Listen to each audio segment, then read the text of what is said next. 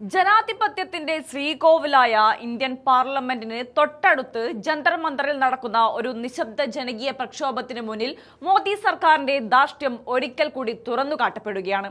രാജ്യത്തെ വിദ്യാഭ്യാസ രംഗത്ത് വിപ്ലവകരമായ മാറ്റങ്ങൾക്കും നവീകരണങ്ങൾക്കും നേതൃത്വം നൽകിയ സോനം വാങ്ചുക് സ്വന്തം ജീവൻ പോലും പണയം വെച്ച് നടത്തുന്ന അനിശ്ചിതകാല നിരാഹാര സമരം 19 ദിവസത്തിലേക്ക് കടന്നിരിക്കുകയാണ്. രാജ്യത്തിന്റെ ഭാവി നിർണ്ണയിക്കേണ്ട ലക്ഷക്കണക്കിന് വിദ്യാർത്ഥികളുടെ ജീവിതം തകർത്തുകൊണ്ട് തുടർച്ചയായി അരങ്ങേറുന്ന പരീക്ഷാ ക്രമക്കേടുകൾക്കും ചോദ്യപേപ്പർ ചോർച്ചകൾക്കുമെതിരെയാണ് ഈ സമരം.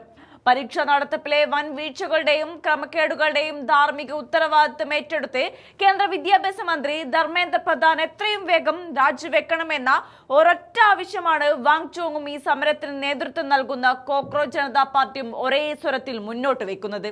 വിദ്യാർത്ഥികളുടെയും യുവാക്കളുടെയും സാമൂഹിക സാംസ്കാരിക രംഗങ്ങളിലെ നിരവധി പ്രമുഖരുടെയും ശക്തമായ പിന്തുണ ഈ സമരത്തിന് ലഭിക്കുന്നുണ്ടെങ്കിലും തികച്ചും നിർവികാരവും മനുഷ്യത്വരഹിതവുമായ നിലപാടാണ് നരേന്ദ്രമോദി സർക്കാർ ഇപ്പോഴും സ്വീകരിക്കുന്നത്.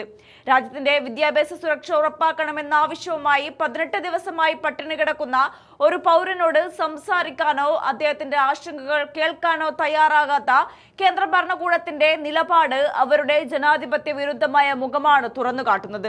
നിരാഹാര സമരം മൂലം 9 കിലോഗ്രാമോളം ശരീരഭാരം കുറഞ്ഞ് വാങ്ചുക്കിന്റെ ആരോഗ്യം അതീവ ഗുരുതരാവസ്ഥയിലായിട്ടും കേന്ദ്ര സർക്കാരിലെ ഒരു പ്രതിനിധി പോലും അദ്ദേഹത്തെ സന്ദർശിക്കാനോ അനുരഞ്ജന ചർച്ചകൾ നടത്താനോ തയ്യാറായിട്ടില്ല എന്നത് ക്രൂരമായ അവഗണന തന്നെയാണ്.